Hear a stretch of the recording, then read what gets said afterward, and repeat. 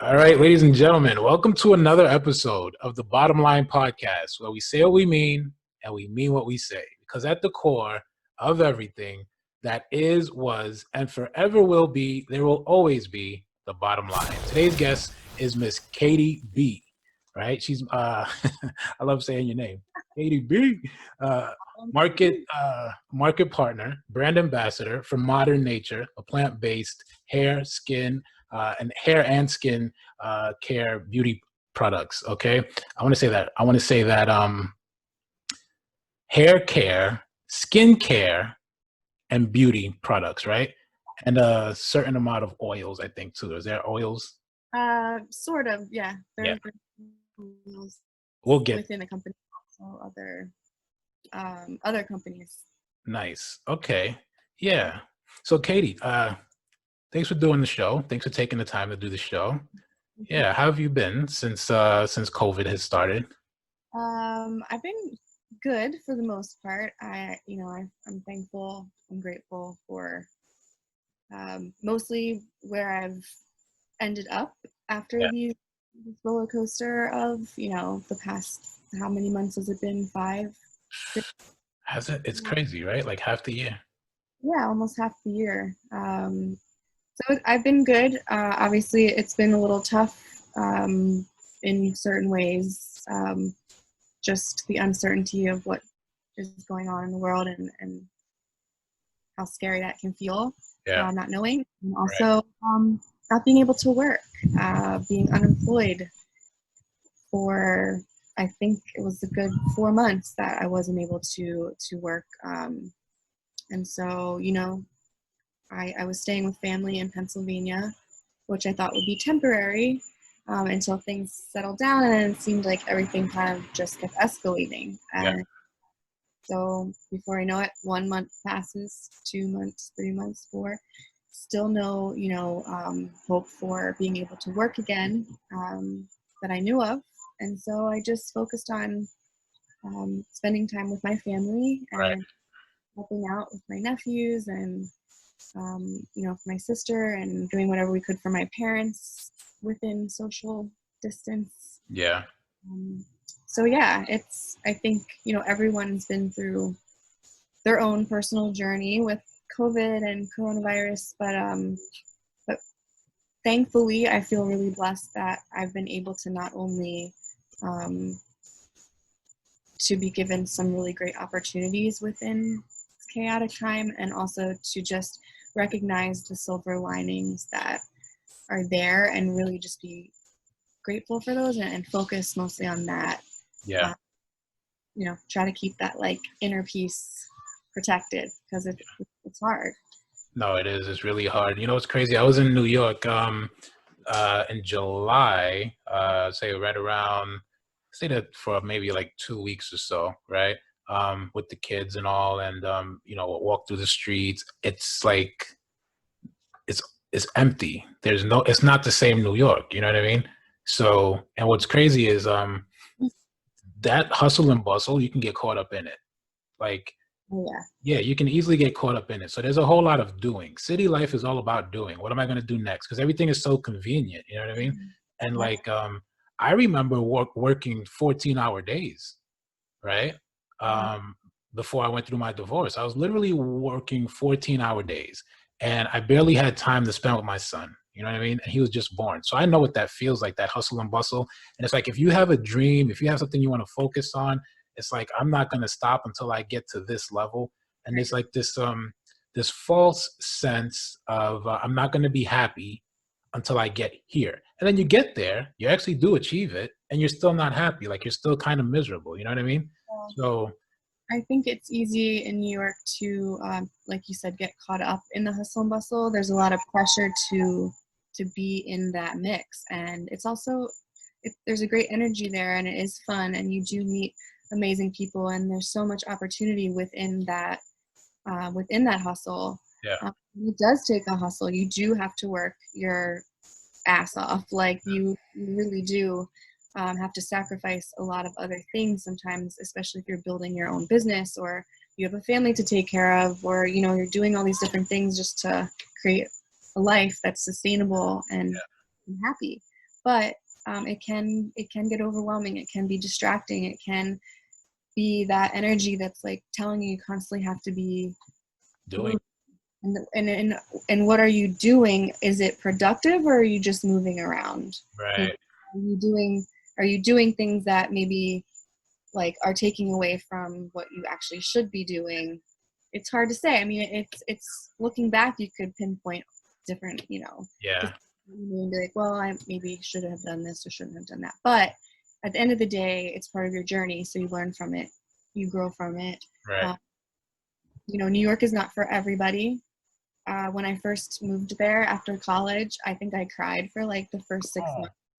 I was just like, I don't know where I am or what I did. Like, I don't know what's going on here. I felt like I was in outer space. Like, Right.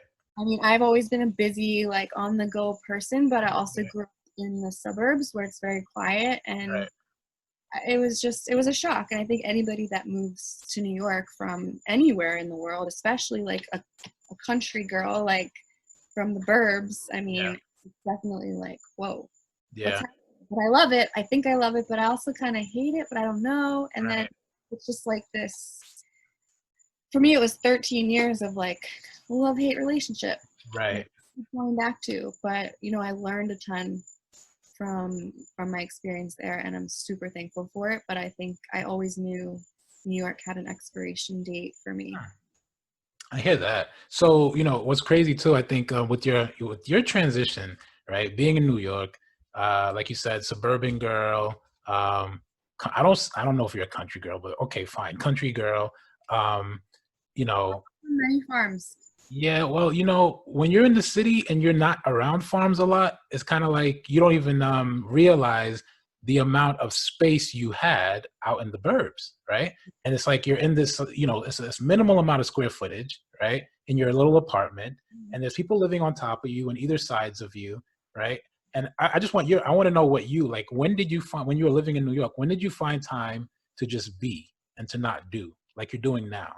Um, Not as often as I probably should have, honestly. I have a very diverse group of friends and social circle, so there's always something to do regardless of that. I mean, if you wanted to do something every day, some type of activity, or go somewhere in the city, I mean, maybe not now, but how it used to be, you could. So it's a matter of finding a balance between having fun and living your life, but also staying focused and kind of finding the happy medium between, and just self-discipline, really, especially when you're an entrepreneur like me and you make your own schedule and you own your own business, several of them. I mean, it can be very hard to stay focused. I mean, you really do have to come up with personal systems and schedules and time blocking and all that stuff they tell you to do. Like, I didn't do it for a long time, and I didn't realize, I'm still working on it, how much you need to really like hone in on your time management and how you're spending your time.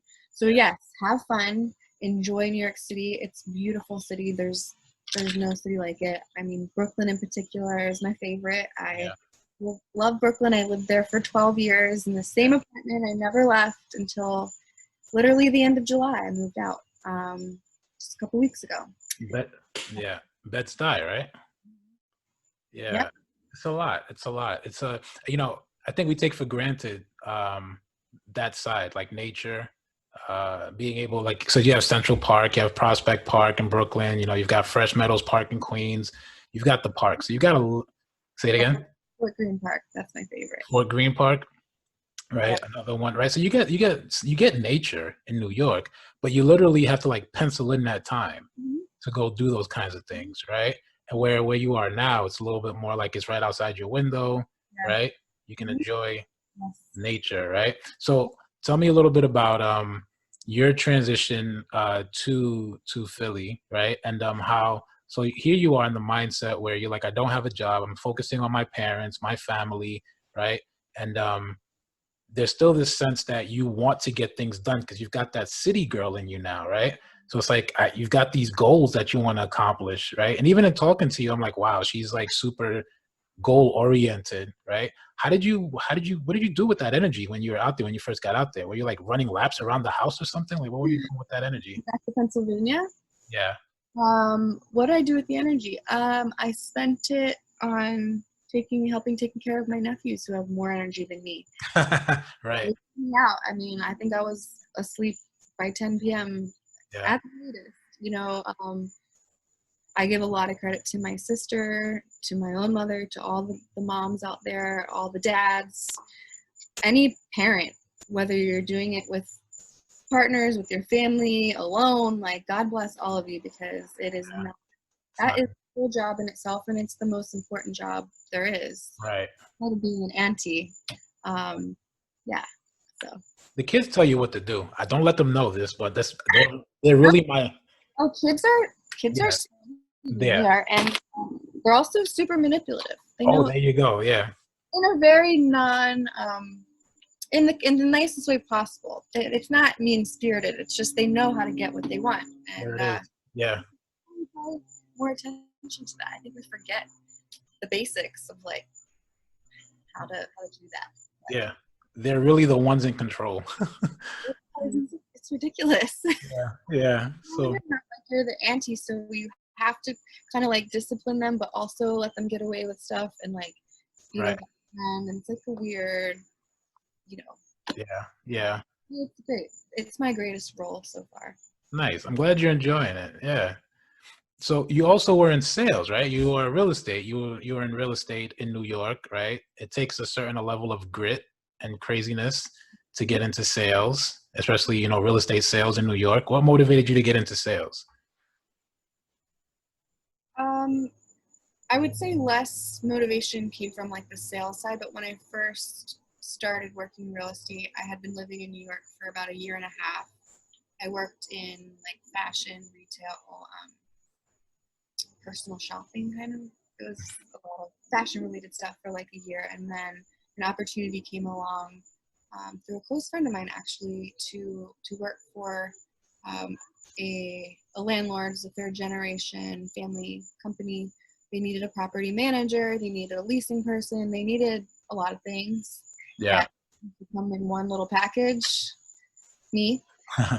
So that's how I got into real estate, and it wasn't with like a sales mindset really, because I've never necessarily been like, I don't think I was born with a sales mindset. Like Okay. I had to develop it and learn how to utilize it that like works for my temperament and my personality. But I got into it more just because one, I needed a job at the time, and two, I was like, real estate, why not? My dad's a landlord in Pennsylvania. I was always involved in helping him growing up, learning and just like watching what he was doing.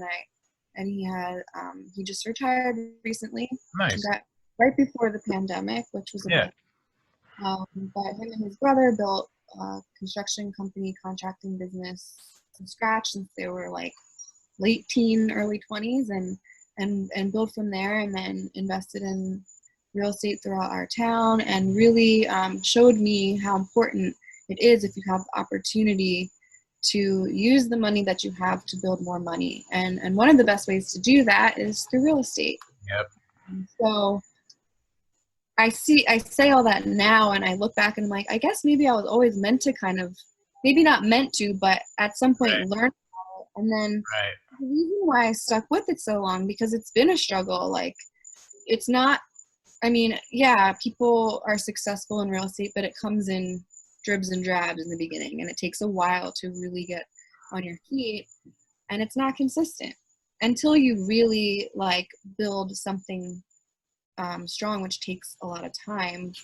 It's a little scary. Yeah. But I think I've always had that like work hard mindset, and I knew that there was a reason why I'm sticking with it. And it has brought me a lot of outside opportunities and connected me with a lot of people that have brought in like other good things in my life. So I'm super grateful for my experience in the management side. And then up until a few months ago, I was working as the real estate agent broker, I think for about 7 going on 8 years. So now at this point, you know, you're an independent contractor, you're in sales, you're out of management, and it's a roller coaster. Oh yeah. But filled with so many opportunities. Yeah. It really did help me with personal development, like outside of just work, like Yeah. showing, you know, how to be persistent, not give up, not let the things that I failed at or that didn't work out hold me back. Just use it as a lesson and keep it moving. Um, should I have probably rest more and found more time to like, Probably. To just be. but you know, pretty young up until, you know, I'm getting up there now. I just turned 36. Oh, you're still a baby. Get out of here. But you have to take advantage of your energy, right? Right. Yeah. And the time that you have to live. Yeah. Yeah. So, you know, get Yeah. really well at night. By the time my head hits the pillow, I'm done. Nice. Yeah. I feel you. Like I'm the same way, right? You know what's crazy is I look at when I first started out, I started out in rentals and this was like right. I posted something just the other day where it feels like '09.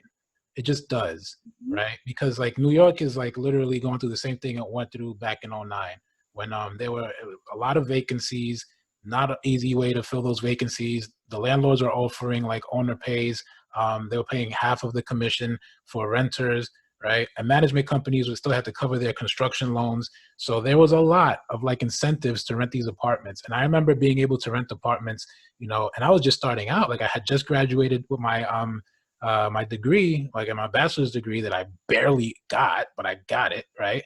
And I remember, you know, just trekking it and just being in the streets and pounding the pavement. You got to pound the pavement. You got to get out there. You got to rent those apartments, right? So now that I'm hearing that New York right now is like, it feels like it's up for grabs. You know what I mean? But what's interesting about you, and I think talking to you, our very first time that we were talking was like how you're more people oriented. I think if you come into real estate with the mindset that you're just going to do sales all day and, you know, you're going to be disappointed. And I think that's why there's such a high turnover in real estate because people think they're going to come in with no knowledge, they're going to get rich, and then that doesn't happen and they quit. Right. But what's interesting about you is like you are more focused on the relationships that you build, which opens up more doors for you. Being the way that you are, you connect with people, you try to understand people's needs. Right. When, as a kid, would you say, and you just mentioned, you know, hanging out with your nephews and, you know, you still have this affinity towards people, right? When did you realize, or did you ever realize that that was going to help you sustain the ups and downs, uh, you know, when you were first getting started in real estate?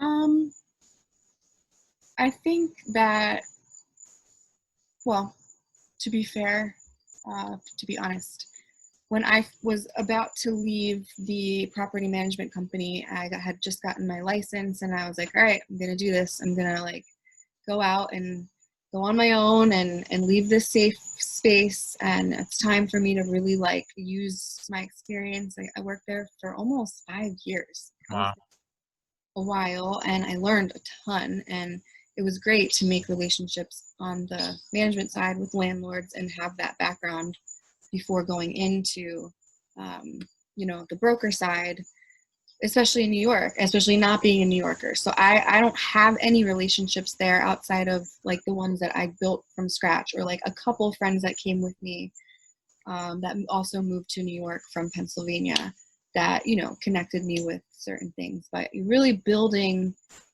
from scratch.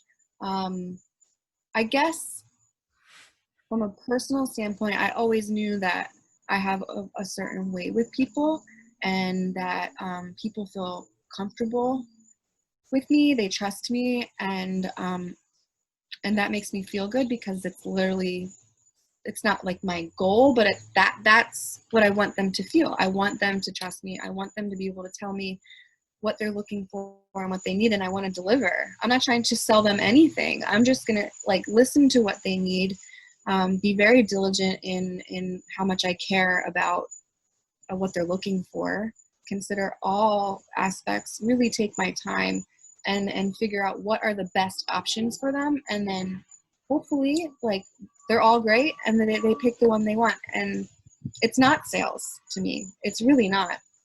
Even if you're selling a house, like, or if you're renting it, like, I've never considered what I do sales. Yeah.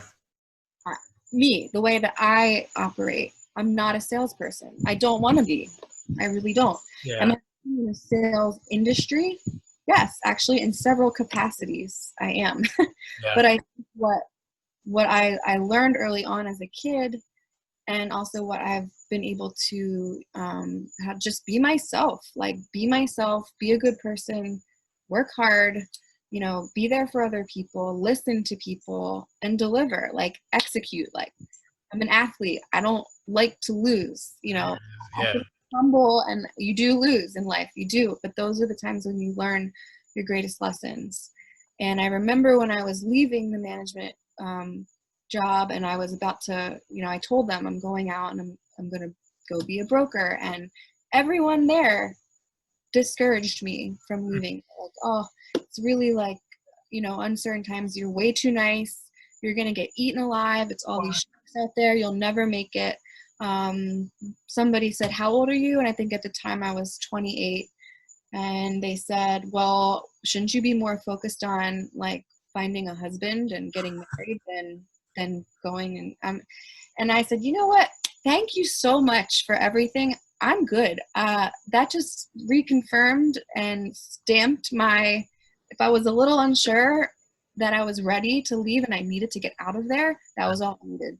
Right. And that lit a fire under me that I already had, but, like, really propelled me into a space where I was like, not only am I going to prove all these people wrong, but I'm going to prove myself right, because I know what I'm capable of. And I think I allowed myself a lot in that situation to get beat down and, like, believe what they were saying. And I'm like, no, you like, know who you are. You know that, like, that you're a winner. Like, you work really hard. You do everything with passion. Right.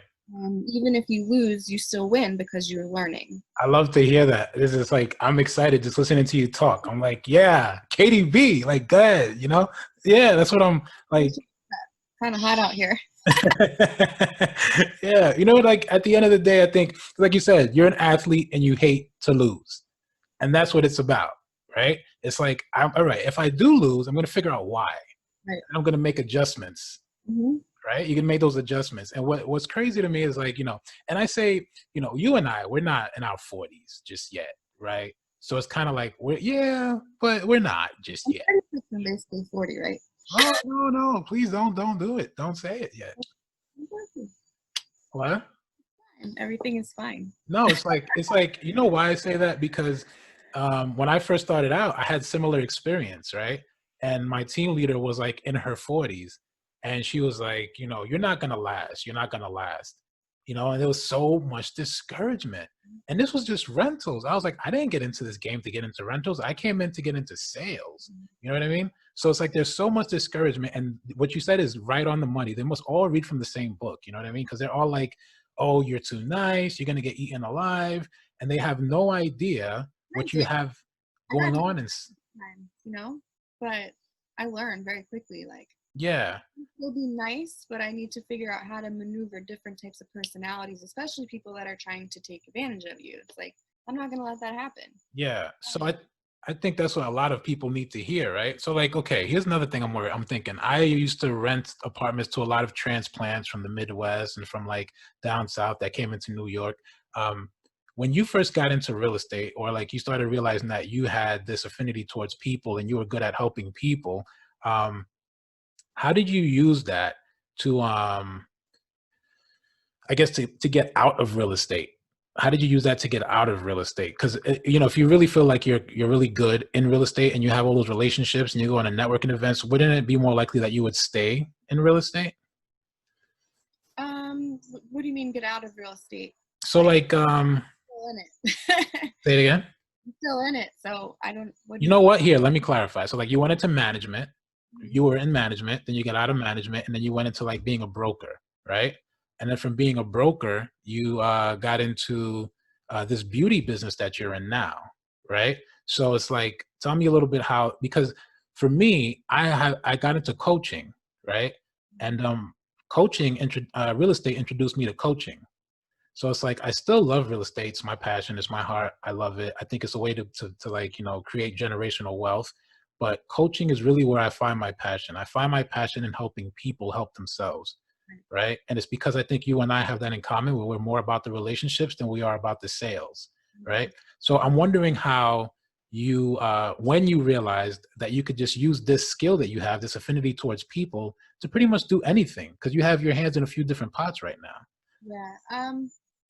I think within the real estate realm, you quickly, well, actually, you don't quickly realize, you realize that people appreciate working with you, and especially in a city like New York, where people have stories about all the bad experiences they've had with brokers and shadiness and just losing money, or getting the runaround. Like, there's a lot of crazy stuff that happens in the real estate world, especially in New York. Like, it's the wild wild west. Yeah. There's no it's like, it's crazy. It's Right. really the We most gotta get it. Yeah. industry ever. Um, but people, like I said, people felt comfortable with me. People had a great experience with me. In a way, there's been times when I think I've had more referrals from people that I worked with, and they didn't rent from me. They either found something on their own or it just didn't work out, but they still continue to refer me business because they're like, maybe you couldn't help me find this apartment, but I really love my experience with you, and I want my friend or my colleague or my family to work with you too. And they cared enough about me and my time that they were willing to give me that referral. And then once those start coming in, they really just kind of start multiplying out of nowhere. It goes from like nothing, where you're like, how much do I have in my bank account? Like, how much credit card debt do I have? Like, being an entrepreneur and building a business is not easy. Like, you literally have to put so much time, energy, investment, money into something that you don't really know if and when it's going to like pop off. Right. And it sort of felt like, for me, like in real estate, things were getting to that point in the beginning of this year. And ironically, then everything shut down. So I really, like I said, I came to Pennsylvania temporarily and ended up staying here for several months. And an opportunity came up for me to take this job in Center City, Philadelphia. And I'm like, you know what? I'm already here. I think like I need to take this as a sign that my time in New York, at least for now, is up, and that's okay.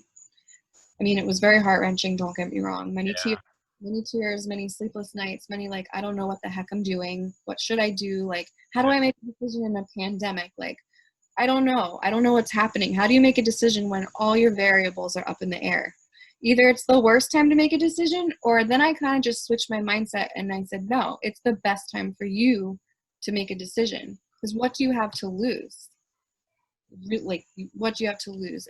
Or what can you see that you could gain from this change of pace, putting yourself out of a city that you've been in for a very long time, and maybe feel like your wheels have just been spinning, but you have experience, you have these relationships, you have all these other things that now you can take with you in a new space, a new city. Even though Philly is where I'm from, the area, it feels like a totally new city to me. And it's really exciting because although things are not the same as they were, it's given me time to really like slow down and just take it all in and figure out, okay, like I like it here. I feel like my mind feels much more clear and calm, and I'm safe with my family, and I miss New York every single day. Yeah. Brooklyn. Aw. But I think also through the pandemic, like I said earlier, there are blessings and there are silver linings if you're lucky enough to have them and to see them. So one of the things that I did start focusing on while I was home is my online beauty business, which you mentioned in the beginning. We haven't really talked much about that, but it just kind of ties into the real estate thing too, where it's like I have this network, I have these great relationships with people that trust me, that like me, that want to work with me, or they're just my friends. And Yeah. so I started using plant-based, vegan, anti-aging hair care and skincare products about a year ago, and watched from the sidelines people kind of build businesses around it, all online. Close friends of mine, some people I went to college with, and I really saw them like taking off with it. And you could do it from your phone, you could do it from the beach, like anywhere that you can get Wi-Fi or use your phone, like Right. you can work this business. And in a lot of ways, real estate as well, except if you need to physically like show a property. There's a lot you can do with just your phone and your computer. Yeah, it's crazy.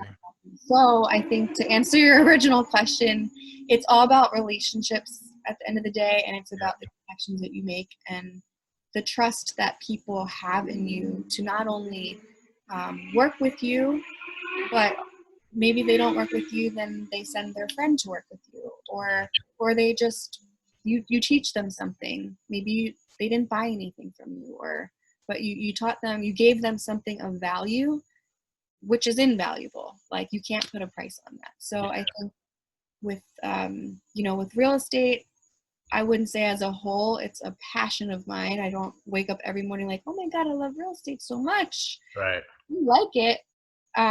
But when I think about the passions that I have, the baseline, the bottom line is that I love helping people. And Love so that.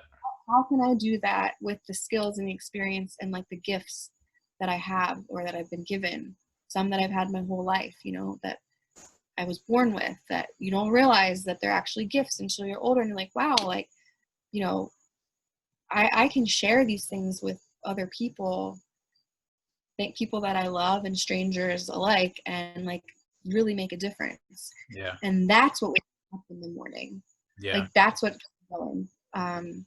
So it's not about sales at all. Not even the beauty business. I'm not out to sell all these things to people. I literally want to share the greatness of the products that I'm using, show the results, speak about how the healthy side of it, why I started this non-toxic product journey, Right. essential oils, hair care, skincare, Right. um, even cleaning products, like even my diet, my diet with food, and my mental diet, getting rid of toxic people. Like toxic free is the way to be. Right. Yeah. Because Preach. Preach. Preach. Love it. the end of the day, it's just recognizing your gifts, and using those to help others, and in turn, you will build a business from that. Yeah. You know what's interesting about real estate? I think when I first got trained and I was first starting out, I think the $1 million question was, one guy told me, as a matter of fact, he said, I've never sold a property, like ever. He said he's never sold a single property, right? And what was interesting, he's been doing real estate for like 20 years. And he says he's never sold a single property. So you wonder, like, how are you doing that for 20 years? You haven't sold a single property. He's like, properties sell themselves. People like me, people Mhm. like who I am, right? Right. And as I'm listening to you talk, you reminded me of that guy because I wanted to go into real estate with that mindset. And you've got so many layers of you that's why I think it's crazy that you're like, nah, it's not about the sale. And people refer people to you because it's like, look at all these different sides of her. She's just like a real person. She's a real person that I can talk to, I can get along with, and I can see myself, trusting her to find me a place to live, right? And even if you didn't do a deal, they'll send you referrals, right? So the other thing about it too is like, and I kind of want to get your feedback, right? Because it is a tough time, I would say. When I first started out in sales, there weren't as many females in sales, not a lot of women in sales. There were like a handful of women, um, but mostly men. You know what I mean? It was mostly men. So women were judged on how they looked and, the way they dressed. And, it was more superficial, right? Today, a lot of women are actually more knowledgeable than men, because it's just the way it is. Like I'll have a conversation with a woman and I'm like, yo, I had the same conversation with a guy and he just figured that I knew this stuff. You know what I mean? Where a woman will, that I've interacted with, whether it was in real estate or at the gym, trying to sell me a package or something, it was like eyeball to eyeball. you know, she was never really somebody who was trying to show me like her cleavage, or she wasn't like trying to get all dressed up. She was like straight up, I know some shit. Like, you know? Yeah. So tell me a little bit about how you got into this, into uh the modern nature, plant-based beauty products. And it doesn't sound like it has anything to do with like, you know, actual vanity at all. No, I think we were talking earlier. I've had this hashtag and life motto for the majority of my adult life: be beautiful. BEYOUTIFUL. And I started using the word and things I posted on like Facebook. This was even before Instagram, so it's got to be like over 10 years at this point.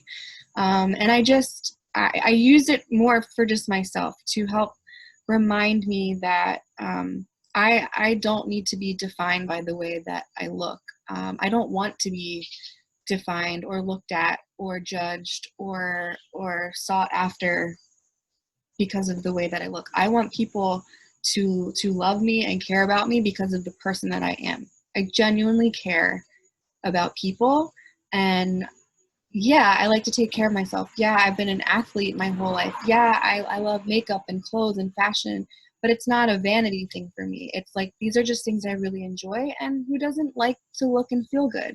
I mean, they all kind of go hand in hand. So I think to also touch on a little bit about the real estate side, and being a woman in this industry has brought about many challenges when it comes to the way that you're treated by men and other women, whether it's because they look at you and they think because of the way you look, either you don't know what you're doing, oh, she's pretty or she's attractive, she must not be smart, or she thinks that she can just like do this deal because of the way she looks or what she's wearing, or but I think one thing that gave me a lot of power is knowing that, okay, they might initially see me and have some kind of a judgment, right? Whatever it is, good, bad, and different.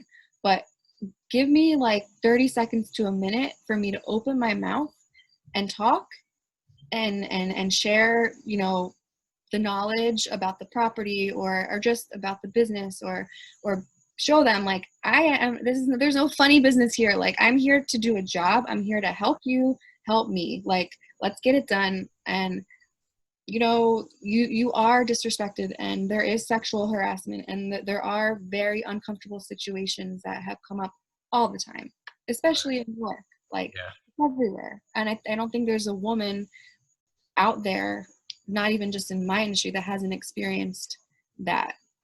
So to speak on that, I just would like to tell all women, just stay strong and stand up for yourself, and know that your worth is not based on the way that you look.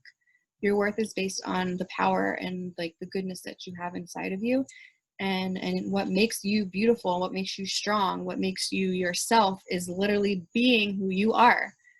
And it's hard to sometimes figure that out. It's like, it's really hard for the youth, I think, even more these days than ever, Yeah. even for young boys. Like, the be beautiful thing can apply to all people. Yeah. In certain things that I do in life, sometimes, you know, it does kind of speak more to like women's empowerment and building up young girls and their confidence, and reminding them that they don't need to look like this girl on Instagram. They don't need this surgery. They don't need all this makeup. They don't need all these things, or, you know, these filters and these apps that change their body, you know, Yeah. to like, nobody is perfect, but social media really does do a good job at portraying perfection, or, you know, what people are trying to show as perfection. And at the end of the day, none of that matters. Right. Right. I think society has a lot to play with that too, no? Yeah, for sure. It's not just social media, it's society too, right? And these things are all mixed together right now, especially these days. Like, people are home. Yeah. People are looking for entertainment. People are looking for ways to escape their current reality. Where are they going? They're going to Facebook, Instagram, anything. They're looking at all these things, and kids are too, because they have Right. access. They have iPads, they have phones, like they're home too. Yeah. And so they're exposed to all these different things, more so now than ever. Like compared to when we were little, like you had Yeah. a TV, but that was pretty much it. And I know I wasn't allowed to watch most channels. Right. So, Right. but yeah, to I guess tie it all together.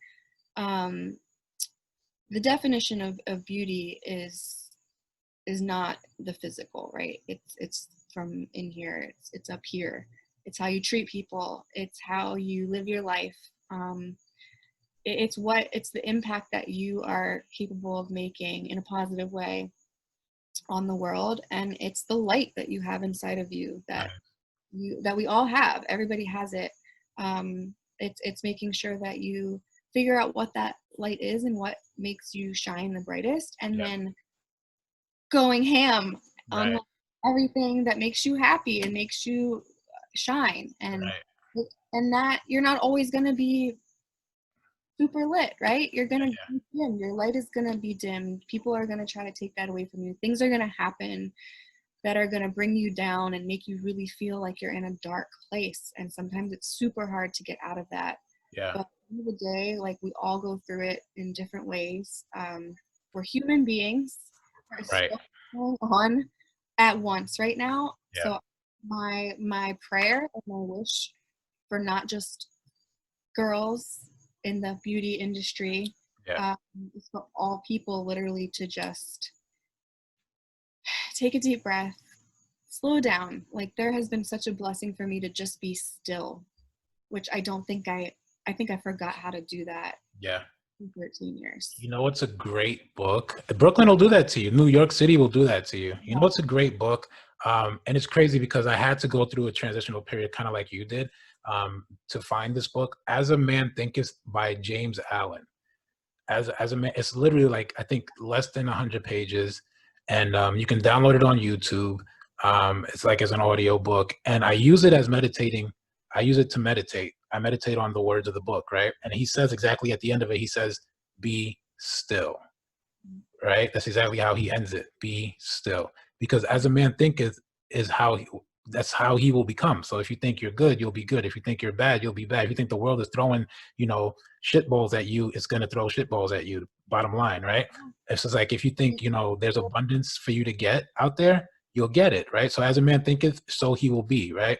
I think society puts us in a space where, for me, I was like, I fought a lot as a kid. I used to fight all the time, right? And I was like, I loved fighting. It was just what I loved to do it. Like I'd find a reason to beat somebody up, right? And I wasn't a bully, but yeah, I wasn't a bully. My friends would get picked on. And when my friends got picked on, I'd stand up for them. You know what I mean? So I think the more I saw people like that, I would stand up for my friends, the more they wanted to become my friends. Right. You know what I mean? People want to know that they're cared about. Yeah. People want to be loved. People want to feel respected. People want to feel understood. Yeah. I think we live in a world where most people at most times in their life probably don't feel understood. Yeah. I've felt for a long time very misunderstood, and sometimes I still do. But the beauty of being still and taking time to really reflect and grow and learn and is that you do really figure out more of who you are, and you just become more comfortable with yourself, and Yeah. you realize that being yourself is your power. Yeah. And know you're not perfect, and you're not supposed to be. Right. Like, no matter what the world tells you, no matter what expectations people set of you, like, be yourself, be the best version of yourself that you can be, and continue to grow into that for the rest of your time here on earth. Like, Yeah, I think I 100% agree with you. I think one of the crazy things is, like, how I say, like, my friends were like that. They want to be my friends because they know I'll stand up for them. A lot of girls would be like that too. So like a lot of girls would like to hang out with me because they knew I would stand up for them. And kind of like, it was not just me, it was like a couple of us guys, my guy friends, they had sisters. And it's like, if that's your friend, he's a guy, and that's his sister, you make sure nobody's disrespecting his sister. That's just part of the game. You know what I mean? So I'm wondering how your childhood was, because it's like, you know, for you to be in real estate, a male dominated industry, for you to be into sales and you're like, no, I'm more relationship centered. And then you're in New York City. So like the relationships can also be like misconstrued sometimes, right? Because it's like you're female. So whether like, what kind of kid were you? Were you somebody who always stood up for herself? Were you the kind of person to like, you know, shy away from confrontation? Like, No, I think I similar to what you're saying, I never had a problem sticking up for other people. In fact, I'd be quicker to stick up for my friend or someone that I didn't know that I saw was being bullied, or, you know, someone giving them a hard time, uh, before I stood up for myself, which is a great quality to have. I mean, I'm very, very proud of the kid that I was and then the adult that I am in the way that I love people and care about them. But I think it's also important to remember that you can't stick up for everybody if you're not sticking up for yourself, right? And like, you can't take care of the people in your life if you're not taking care of yourself. So something that you have to remember, you can stick up for your whole block if you want to, right? But make sure you're also standing up for you. right, right. Because at the end of the day, you're using all your energy to help all these other people, but you're not taking care of yourself. You're going to end up drained. Right. When you're doing a good thing, and there's nothing wrong with that, don't stop doing those things, but just be mindful of the energy that you are spending helping everyone else. Make Yeah. sure you're helping yourself. Yeah. And it's a journey to finding that balance, Yeah. recognizing that like you do neglect yourself a lot. Maybe I need to just take a chill pill and focus on my life. And when you've lived most of your life caring about other people the way that it sounds like you and I do, you don't even realize how much you're not really like there for you. Right. You hit rock bottom or like a wall, or you go through some type of trauma or loss or hardship, and you're like, I'm not prepared to like handle this. I'm Yeah. not okay. How can I be okay? Right. Sometimes it just takes time. It could take months. It could take years. Right. But you really have to do the work the same way that we hustle and work our asses off for this job, for these people that we care about. Like, do that for yourself. And that's something that I am continually working on every day. Yeah. And the more that you do that, the better your life becomes, because now you have even more energy to put out there for the other people that you do want to help or take care of. Right. No, that's important. First, you Yeah. can't put an empty cup. Nice. Yeah, exactly. I say that to a lot of people. Cups. Yeah. So let's talk a little bit about where your this beauty line, this modern nature, what is it, what attracted you to it specifically, right?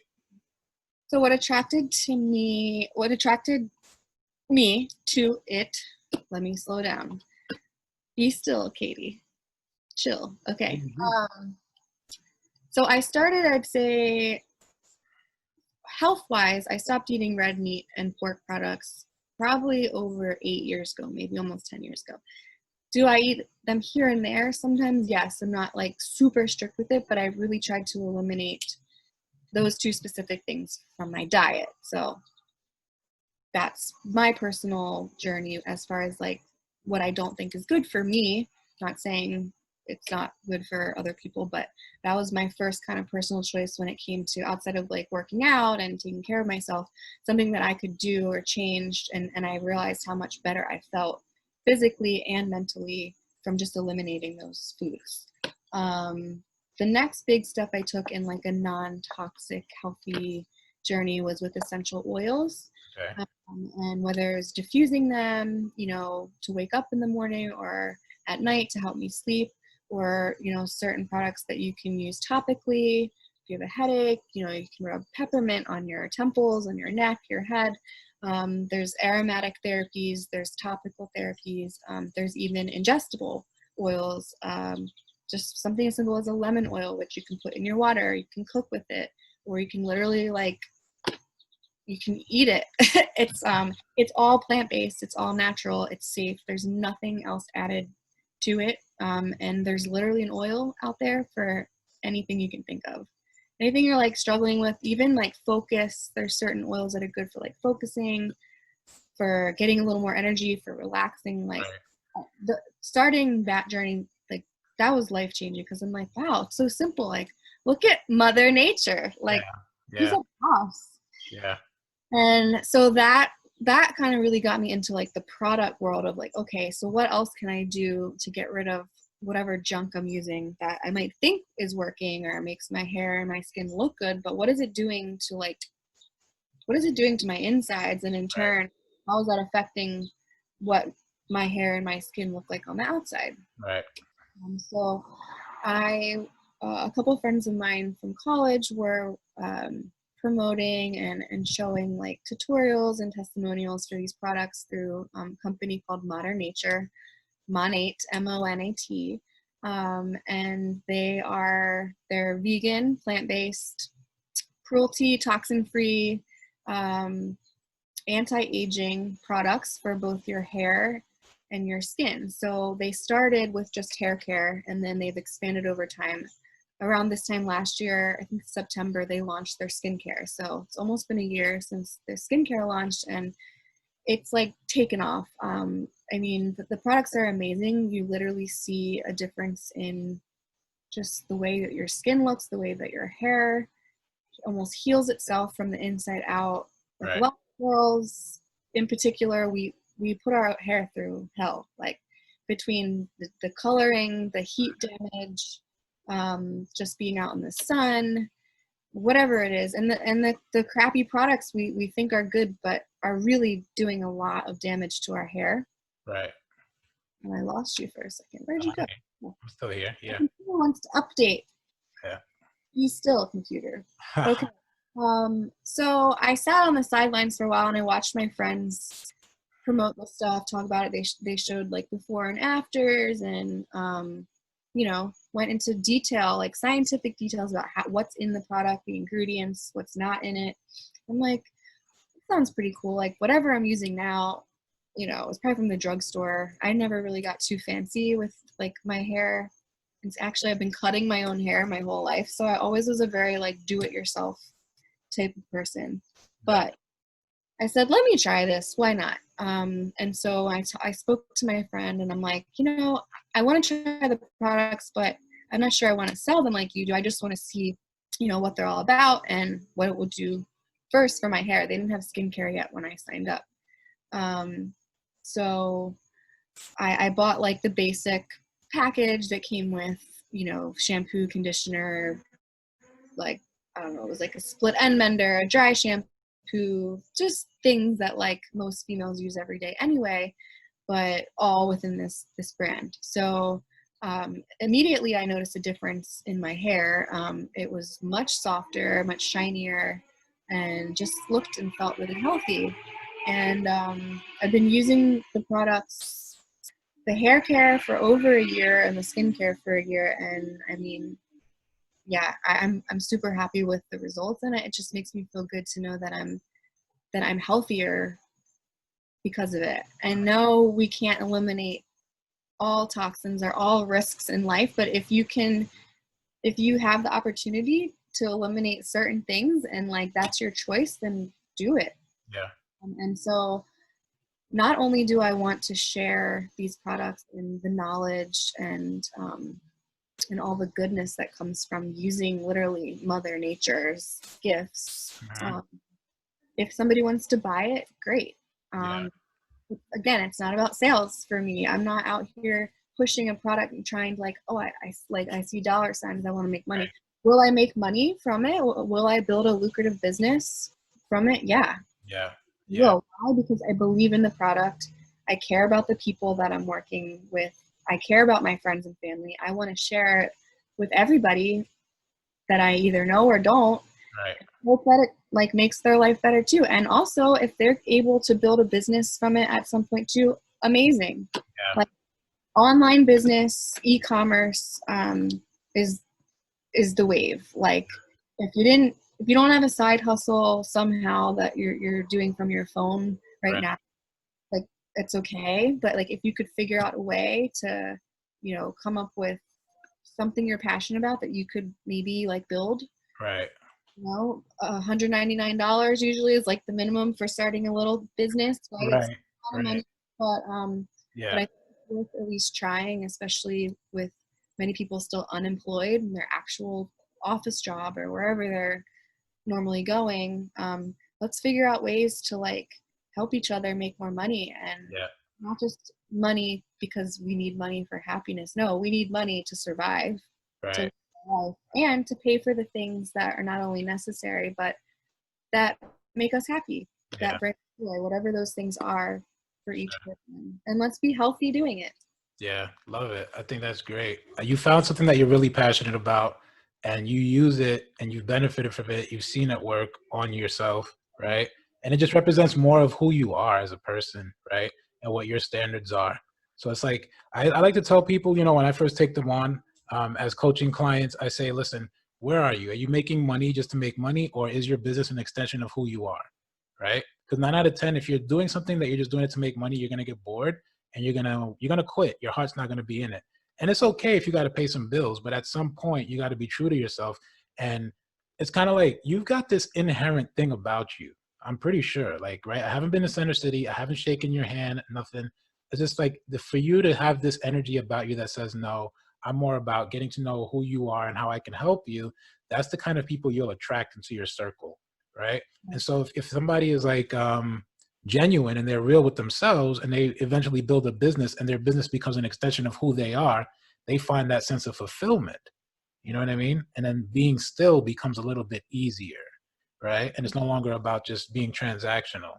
So I love the fact that you're able to go through this period, this transitional period, and still find a way to connect with your true self. I think that's something that a lot of us kind of lose sight of. And we don't even see the reason for it because we're just so like, we're bombarded with bills and responsibilities. You know what I mean? Yeah. I think honestly, I don't want to come from a place of there's people out there not suffering. There's people that have died. There are people that are going through a lot of trauma and tragedy and hardship right now. So I don't want to come off like everything is fine, right? No, but whatever we're all going through as individuals, if we can remember that our peace and our happiness is inside of us. And so whatever is going on out there in the world, as long as you have a hold on that peace and that just being yourself and Right. living a true authentic life, then it doesn't, not that it doesn't matter, but no matter what goes on around you, no matter what comes at you, like you're always going to be good. um, and maybe you won't feel good all the time because you're a human being and you have feelings, and things hurt you, and you're allowed to feel that. You're allowed to actually, in fact, do feel that. Don't Right. let the world tell you that you can't, especially a man. I think, like, be emotional, cry, like, break down. It's Yeah. okay. I think there's a lot of pressure for everyone to always be tough and be strong, and yeah, I lived in New York City and like I'm Yeah. doing all these, I'm like superwoman. No, I'm not. I'm Yeah. actually like making mistakes every day, making poor decisions that I'm learning from, but like you're just growing. And um no matter what's going on out there, God forbid, we all stay healthy, and we try. And that's another thing why I'm really promoting mental health positivity, physical health positivity, and all this stuff with the products that we're Yeah. using. Because at the end of the day, what have we realized? That if we have been taking our health for granted up until now, if this hasn't been a wake up call for you, then like I don't know. Yeah. I mean, it's a global pandemic. Like, when did we ever like? It feels like we're living in a movie. Yeah. Yeah. Nightmare, honestly.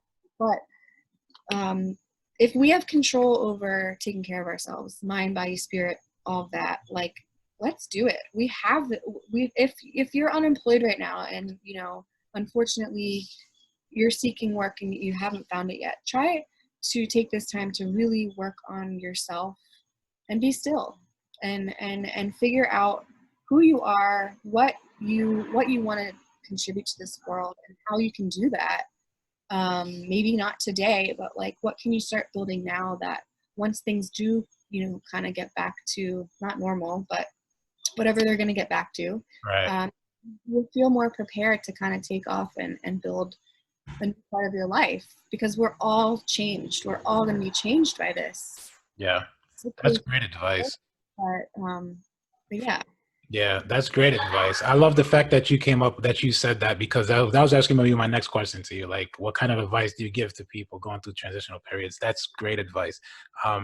Where do people find you to connect with you? I know you're on Facebook, but are you anywhere else where people can connect with you? Well, I'm on Instagram way more actively than I am Facebook. And my IG is literally I am Catie B. Katie B. Cardi B. Yeah. But Catie B. And I had the name first. I did, to be fair, I did take it from Diddy, I think. Like when I am Diddy, I used that. But I've been around a lot longer than Cardi, so Yeah. What do you think of her new song, that new video? What do you think of that? oh God. Listen, I think that I don't know if I want to speak on that, because I have lots of different opinions on it, and they're not all negative and they're not all positive. I think Right. it's a matter of like what people are choosing to focus on right now. Yeah. It's easier to focus your attention on these female rappers that are talking about. I'm gonna censor myself because Yeah, we know. Yeah. reputation to uphold. But no, like, listen, it's music, it's their art. At the end of the day, it's how they feel and they're expressing themselves. People are going to be offended by things we do all day long, like whether you meant for that to happen or not. You can't please everybody. Right. So that's their song and they wanted to put it out there. More power to them. I mean, I love Cardi B. I think she's such a great example Right. of being true to yourself, like being unapologetically like you. She's super authentic. Yeah, she's a little ratchet, but she's her and she makes no apologies. And I think more people could take some notes from her book and be included. I mean, be yourself. Obviously, you don't have to be like Cardi B, You.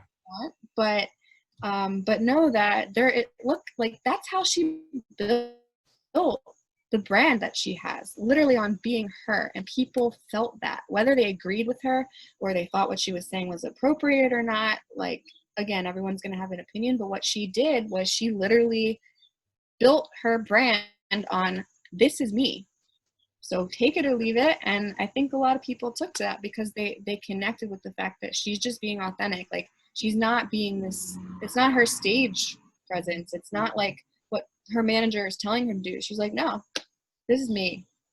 So I don't have too many opinions on the song that I want to share, but I do really like Cardi B. Yeah.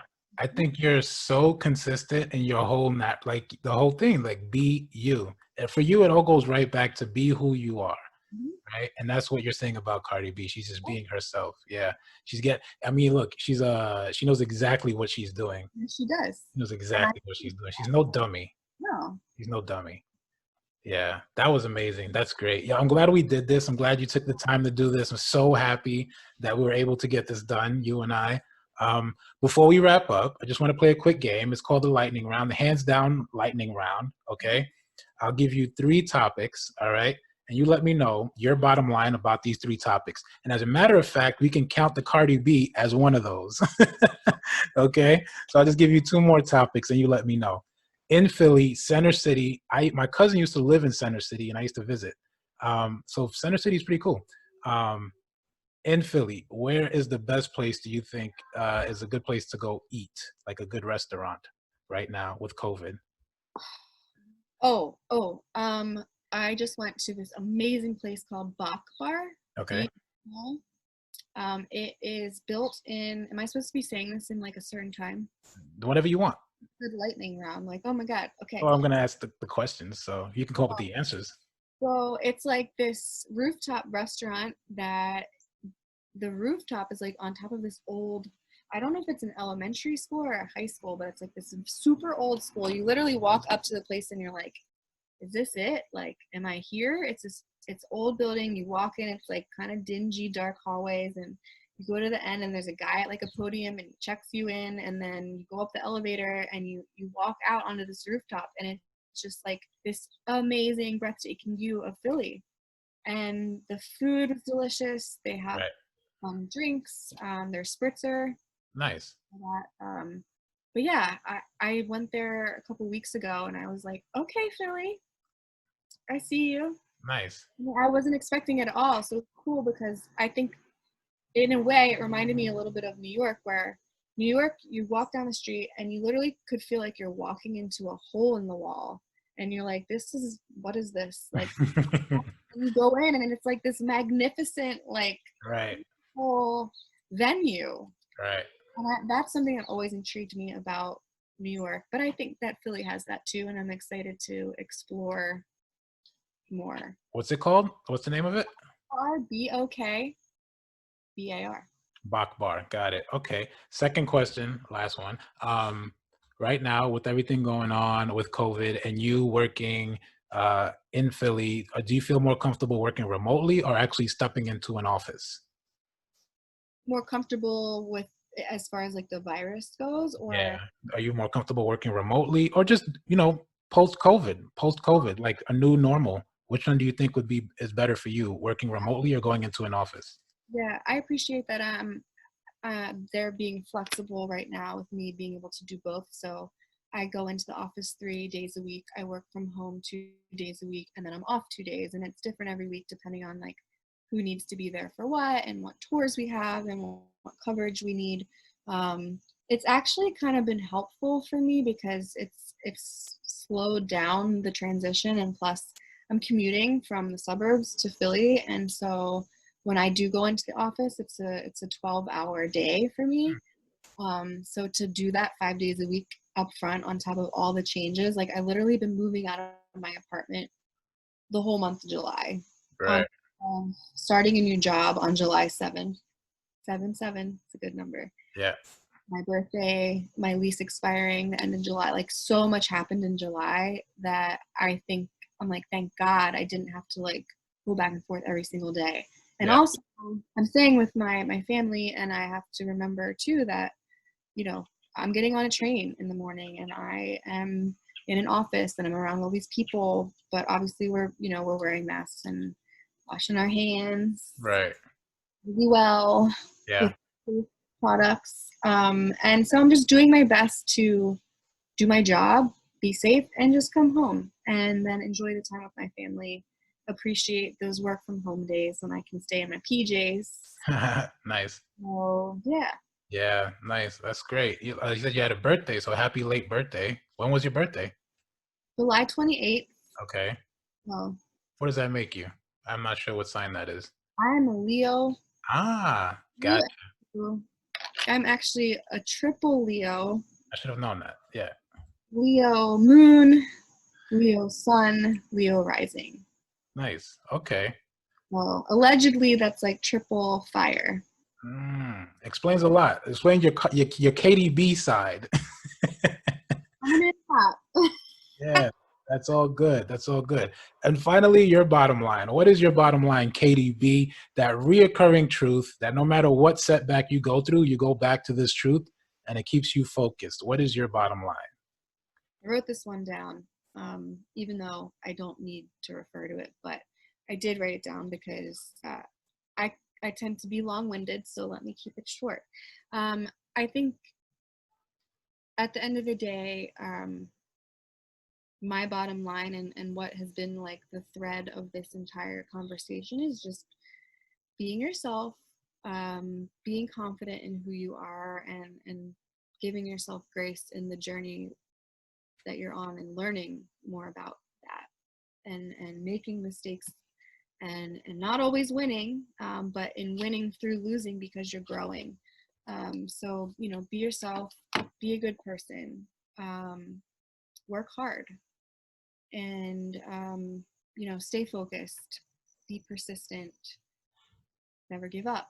um, just do it. Like Yeah. Nike, I mean, do it scared. I moved. I took this job like terrified.